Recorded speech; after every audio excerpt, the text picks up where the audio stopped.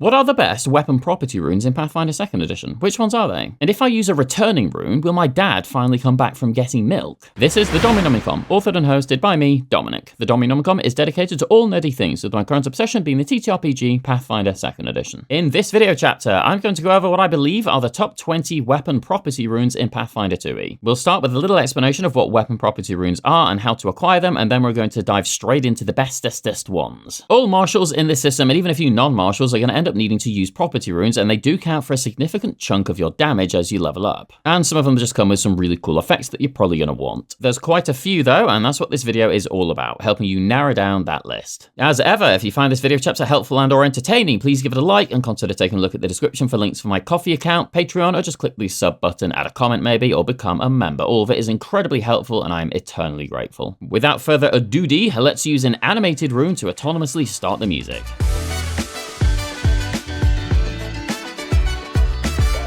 Now, if you already know what and how weapon runes work in this system, feel free to jump ahead to the timestamp on screen now, but otherwise, what exactly is a property rune? Well, to explain that, we first need to understand how fundamental runes for weapons work in this system. I'll go over this as briefly as I possibly can, and bear in mind armor runes work similarly-ish, but I won't be touching them in this video. So first of all, when you purchase a weapon potency rune, which tends to be around level 2-ish, you gain a +1 item bonus on all of your attack rolls. And by having a weapon potency rune, you also unlock a slot for a property rune. So potency unlocks property. Striking runes, on the other hand, simply increase the amount of damage dice you use when you successfully hit with a weapon. However, they have nothing to do with potency runes and nothing to do with property runes, so they shall be ignored for the rest of this video chapter. Around level 10-ish, you can purchase a +2 potency rune, which gives a +2 item bonus to attacks instead of +1, and it also unlocks a second property rune slot. And the +3 potency rune works the same way, but 3 is a bigger number than 2 if you weren't aware. Do note that you cannot put 2 +1 potency runes on your weapon for an extra property rune slot. It doesn't work that way. It has to be +2 for 2 and +3 for 3. And if your group is using the automatic bonus progression variant rule, you don't need to worry about potency and striking runes, and the same for your armor's version of runes, as you get them for free, but you do still need to get property runes as they do not come for free with that variant. With that little explanation out of the way, what is a property rune? Well, you put them in the subsequent slot created by a potency rune, and they can do lots of different things. The most common ones are probably the ones that deal extra damage or deal an extra effect on a crit. Put simply, they are straight up upgrades for your weapons, and they last as long as you're using that weapon or until you decide to swap out the rune. As already mentioned, you can indeed end up with ultimately 3 property runes on your weapon, meaning that you can have a flaming, corrosive, thundering warhammer, which is just about as painful as it sounds. Do bear in mind that many property runes have restrictions on what sort of weapons they can be etched onto. For example, the serrating rune can only be put onto slashing melee weapons. This restriction extends to versatile damage types as well. You are unable to put that serrating rune onto a halberd because it is a piercing weapon, regardless of the fact that it has the versatile slashing trait, as a trait does not equal a weapon type. This also means that if you put that serrating onto a longsword and choose to do piercing damage with it, the serrating effect is not going to apply because the damage type is different for that particular attack. Combination weapons, on the other hand, can have these sorts of runes on them because they just sort of shift from one weapon type to another, though again, while using the other weapon/damage type, your specific weapon type property runes would be suppressed for those attacks. Speaking of restrictions, bear in mind you cannot put property runes on specific magic weapons. They're the ones that have certain names like the Spark Blade. Unlike armor runes, weapon runes do not need to be invested into to get the benefits, which is lovely. As for transferring runes, there is a whole bunch of rules that I'm not going to get into right now, but roughly speaking, it takes a whole day of downtime to transfer a rune over, which is kind of annoying. I also think an hour is more than long enough. Now, property runes do tend to be somewhat pricey, taking up a decent percentage of martial classes' income, though I should mention that some classes like the champion can get a limited amount of property runes for free with a certain class feature. Aside from that though, they're going to cost you, unless your GM is as handsome as I am and gives them out for free for loot sometimes. The cheapest property rune you can get, for example, is a level 2 Fanged rune, and it costs 30 gold, and considering you start the game at level 1 with 15 gold, you can start to understand why you need a handsome GM in your life. So having a short list of the best ones sounds like a potentially good idea, right? Well, now you're thinking like me, in which case I feel sorry for you. So I've gone through all of the weapon property runes, and I've picked my favorite ones. As ever, this is going to be an opinionated video chapter, but again, I have a lot of experience with the system, so I tend to know which ones work rather well and which ones are kind of rubbish. I do not care about rarity, I do not care about price, and I do not care about whether these runes are legacy or remaster, as all of these are still usable. I just care about how effective and game-changing these runes are, and I tend to favor runes that are more universally applicable rather than extremely build-specific.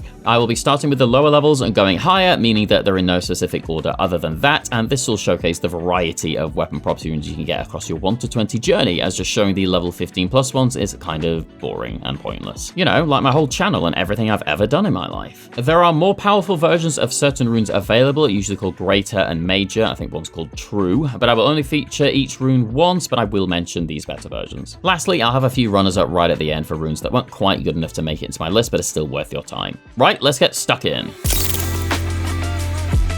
The Crushing rune is level 3, uncommon, costs 50 gold, and has to be etched onto a bludgeoning weapon. This one is nice and simple. When you crit someone while using this property rune, they become Clumsy 1 and Enfeebled 1 until the end of your next turn. The greater version of level 9-ish costs 650 gold, increases this to Clumsy 2 and Enfeebled 2. So this is potentially going to lower their AC, it's going to actually lower their reflex saves definitely, and potentially their attack rolls and damage rolls if they're more or less strength based, all just for critically hitting. It's a passive effect, so long as you crit, they're going to get weaker. It's as simple as that. It's powerful, it scales incredibly well, and it's really good. Next. The Returning rune is level 3, costs 55 gold, and has to be etched onto a thrown weapon. This one, nice and simple once again. When you throw it, it returns back to your hand after the strike is complete, and that's whether it succeeds or fails. This effectively allows you to make a weapon like Mjolnir for those Thor lovers out there. I personally would prefer a god of lightning rather than thunder, because thunder is just a sound, and that's not all that impressive. Pfft, Thor sucks, fight me. Moving on. The Cunning rune is level 5, uncommon, costs 140 gold. It has to be etched onto a slashing and piercing weapon only, once per minute when you hit an enemy, so long as it has blood or other vital fluids and you actually dealt damage to it, you get a free recall knowledge check. And you gain an item bonus to the skill check equal to the weapon's item bonus for attack rolls from the Potency rune. If it was a crit, that's +2 on top of the item bonus. Pretty awesome stuff. Recall knowledge is one of the most powerful things you can do the whole game, and getting a free check is fantastic. Next rune. The Hooked rune is level 5, it's rare and costs 140 gold and has to go onto a melee weapon. This simply gives a weapon the Trip trait, and if you already have the Trip trait, you're allowed to use Trip as a reaction when you crit using the weapon. Trip is pretty good and it's pretty powerful. Remember, you do add your item bonus to attack rolls to Trip attempts when you use this particular weapon with this trait, so you're increasing your chances of knocking an enemy prone, and prone is very strong indeed. It's a great rune. Let's keep going. The Fearsome rune is a level 5 item that costs 160 gold. Now this one does have the emotion and mental trait, but on a crit it makes an enemy frightened 1. And if you get the greater version of this, which is level 12 and costs 2000 gold, it makes them frightened 2. Frightened is one of the best debuffs in the entire system, reducing their stats by the number, and getting to do it passively for free when you crit mates for another fantastic rune. More runes. The Shifting rune is a little bit more complicated than the last ones. It's level 6 and costs 225 gold and has to go onto a melee weapon. For one action, you can shift this weapon into a different melee weapon that requires the same number of hands to wield. Everything transfers over to it so long as those particular runes work on it, so you cannot change your hammer into a sword and still have the Crushing property rune work on it, for example. So while there are some restrictions on how this works, getting to change your weapon to any other weapon so long as it meets those requirements is kind of phenomenal. It's just a single action. You could basically change your damage type entirely. And yeah, you lose out on maybe one of your property runes or whatever working, but hey, who cares when you're bypassing resistance because you're using a different damage type? It's just fantastic being able to swap out the damage type and the traits for something else, and it's a lot more effective than having a separate weapon because you don't need to buy double the amount of potency and striking runes, etc. Lovely stuff. Next up. The Wounding rune is a level 7 item that costs 340 gold and has to be etched onto a piercing or slashing melee weapon. When you hit a creature with this, they start bleeding for 1d6 persistent bleed damage. That's just on a hit, not a crit. Now, while there's no greater version of this, it is a passive damage over time, and they can just keep failing that DC 15 flat check and keep taking that damage every turn. You cannot really complain about that, unless of course you're British, in which case you will find something to complain about because that's what we do. The next rune is... The Rooting Rune is a level 7 item that costs 360 gold and it's etched onto a melee weapon. On a crit, the target is immobilized for 1 round with an escape DC of 23 and they're clumsy 1 for as long as that immobilization lasts. Of course, they can just spend an action and pretty easily get out of that, but you've just cost them an action for basically nothing. Granted, they may not need to move, but a lot of the time they're going to want to move, and you're just forcing them to lose an action, plus the clumsy 1, which is pretty cool. If they just completely ignore that immobilize, they're going to be potentially lowering their AC and definitely going to be lowering their reflex saves, which is just amazing. The greater, major, and true versions just increase that DC further, but quite frankly, you probably don't even really need to do that. It doesn't matter what the DC is, it's good enough to just immobilize them and force them to spend an action, or just keep them clumsy for a whole round. It's a win-win and a lovely rune. Onwards we go. The Astral rune is a level 8 item that can be etched onto any sort of weapon and costs 450 gold. Now, this has the same effect as the Ghost Touch rune, which I've not gone over because this rune exists and is just better. So, many incorporeal creatures tend to resist damage unless you have a Ghost Touch rune, and the Astral rune is just a better version of that because on top of having that Ghost Touch, it deals an extra 1d6 spirit damage, which is going to affect basically anything that's alive. There's also a little bonus effect when you're hitting a possessed creature, but we're not too fussed about that. Honestly, the spirit damage plus Ghost Touch is more than enough. There's also a greater version that's level 15 for 6,000 gold, which increases the DC to 36 for the whole possessed thing, but the main thing is that the spirit damage now ignores spirit resistance, which is really nice. Right, halfway there. Yes, I'm combining a bunch of property runes here because I'm a massive cheater, apparently. Good job, I'm the GM and not a player, right? Oh no, wait, actually that makes things worse. Each of these runes is level 8, deals energy damage and costs 500 gold for the standard version, with the greater versions being at level 15 and costing 6,500 gold. And all of these runes can be etched onto any sort of weapon. The energy damage type is what you would expect for each one, but they do, however, have slightly different critical effects. Corrosive starts to damage armor and deals 3d6 acid damage, and it'll do it to the shield instead if the shield is raised. Flaming deals 1d10 persistent fire damage on a crit. Frost on a crit makes the target slowed 1 unless it succeeds at a DC 24 fortitude save. Shock has electricity arc out for an equal amount of electricity damage up to 2 other creatures of your choice within 10 feet of the target after a crit. And Thundering on a crit has them make a DC 24 fortitude save or be deafened for 1 minute or 1 hour on a crit fail. And the aforementioned greater versions of these tend to increase the damage or the DCs, and a lot of them ignore resistance as well, which is a pretty powerful thing to have. But I better move on from these 5 and stop being a dirty cheater. The Decaying property rune is a level 8 item and is etched onto any sort of weapon, and it costs 500 gold. When you hit, you deal 1d4 void damage on top of your normal damage, and on a crit it's 2d4 persistent void damage, and that's the reason I chose this, because 2d4 is pretty good. Persistent damage is always strong, and yes, it's not going to apply to creatures like undead, etc, so as long as you're not fighting those, that potential 2d4 persistent void damage is pretty devastating. Plus, if they have their shield raised, their shield starts to take that persistent void damage, which is kind of hilarious. They literally get their own DC 15 flat check, which is really bizarre. So this thing also damages objects and constructs, etc. by eroding them away. Really awesome rune. There's a level 15 version that costs 6,500 gold, which ignores void resistance or immunity and increases that persistent damage to 4d4 on a crit. Crazy stuff. Next property rune.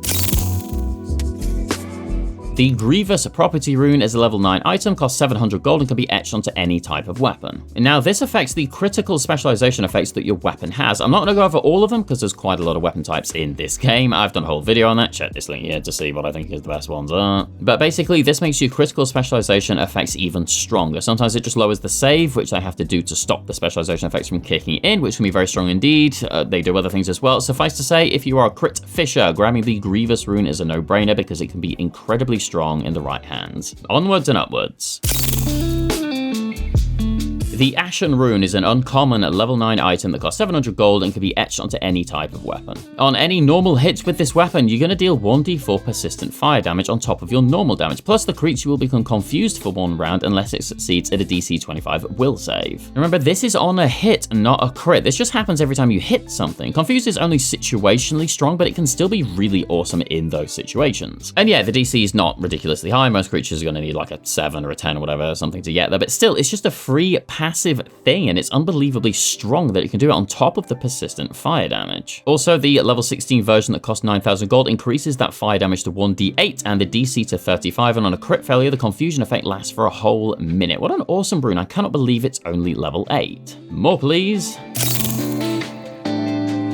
The Extending Rune is a level 9 item that costs 700 gold and can be etched onto a melee weapon. For 2 actions, you extend the reach of this weapon to up to 60 feet, and that includes the strike. So you're basically just spending 1 extra action and getting a 60-foot reach for this attack. It might not be the most mathematically and tactical thing to do, but it's crazy stupid and I love it. Also, the level 13 version for 3,000 gold increases that reach to 120 feet, which is even stupider, which I know isn't a word, but that's how stupid I am, and I'm fine with that. What's next?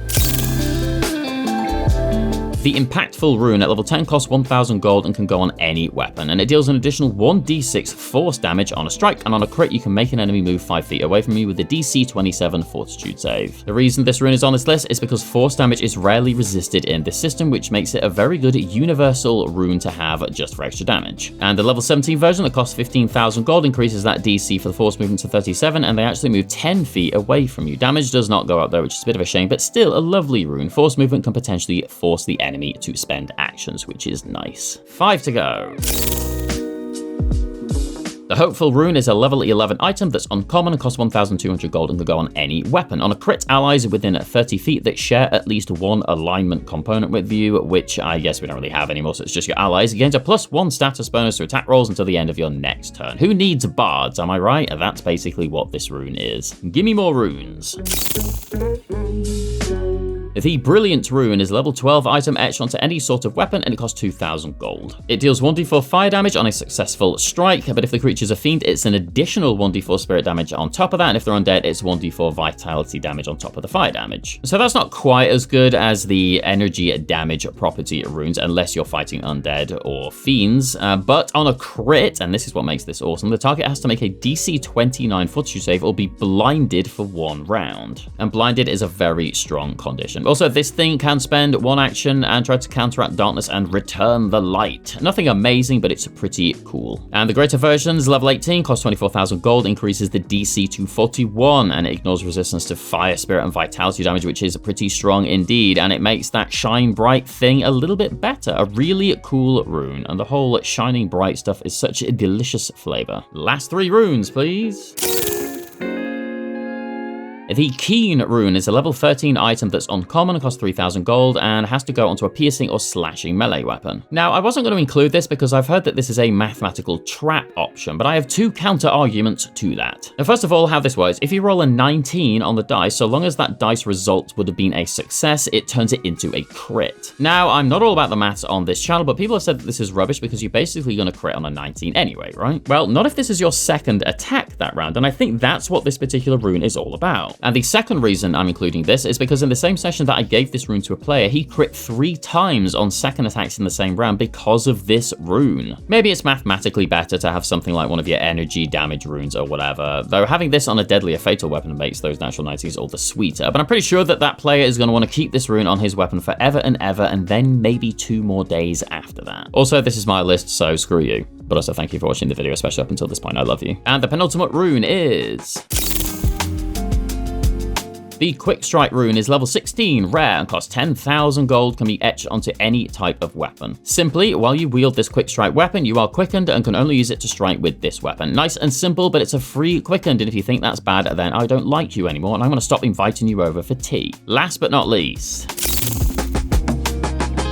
The Vorpal rune is a level 17 item that's rare and costs 15,000 gold and has to go in a slashing melee weapon. Again, this might not be an amazing rune mathematically, but flavor-wise, it's kind of devastatingly dark. When you roll a nat 20 and critically succeed and deal slashing damage, the target must succeed at a DC 37 fort save or be decapitated. And yes, creatures that have multiple heads or don't need a head, you know, like people who like the summoner class, aren't really going to be all that affected by this. But still, being able to decapitate someone is deliciously macabre and amazingly cool at the same time. Like how I feel about myself after I've had some Disarano, regardless of how actually untrue that is. And that's my list of top 20 weapon and property runes. As for the runners-up, I like Flickering because you can make an enemy dazzled on a crit. The other stuff in there is kind of rubbish though. Also, once a day you can cast Blow, which is pretty cool. You could also just grab the Phantasmal Doorknob Spell Heart, which I mentioned in my top Spell Hearts video, and that just basically does the same thing, just doesn't have the Blur spell. It doesn't take out one of your property rune slots though, so that's nice. Nightmare is cool. It's basically a 1d6 1d6 mental damage when you hit, and on a crit they become stupefied 1. If you crit again, they're frightened 2.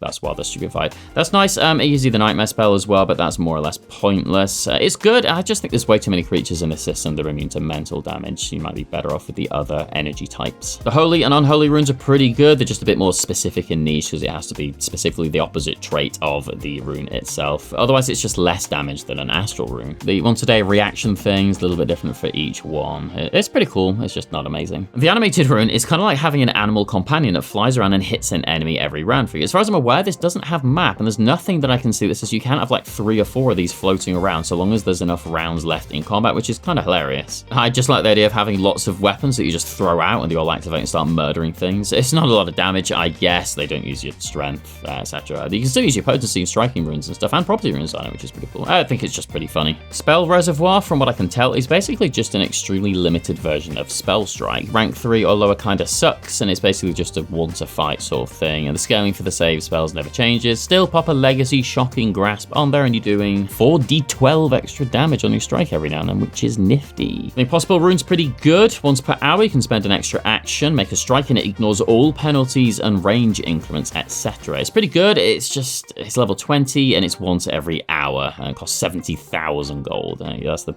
bit of a letdown, sadly. Right, I think that's going to do it. Hopefully this helped narrow down some of your choices for property runes, as there's quite a few. And please give this video a like if you found it helpful and or stupid. Either way is fine with me. And please pop in the comments what your favorite weapon property runes are, if there's any I missed, etc., or any cool moments you had with them. If you want to financially support the channel, please check the description for links to my Coffee account, Patreon, or you can join as a member. All of it is massively appreciated. It does come with a few teeny tiny bonuses as well, such as getting your name added to the end of my videos. I want to thank my artist, Leandro Notado. Check the description for links to his portfolio if you want some beautiful, beautiful art made. And I would also like to thank my archivists and members: Max Magnus 20019, Ozzy Smith, Nikolai Milenkovic, Carl Travis, Bentfair, Apteryx 13, and patrons and archivists Clash, Q, and Patrick O'Donoghue. But for now, this is Dominic of the Doomy Nomicon, wishing you a fond farewell, and until next time, goodbye.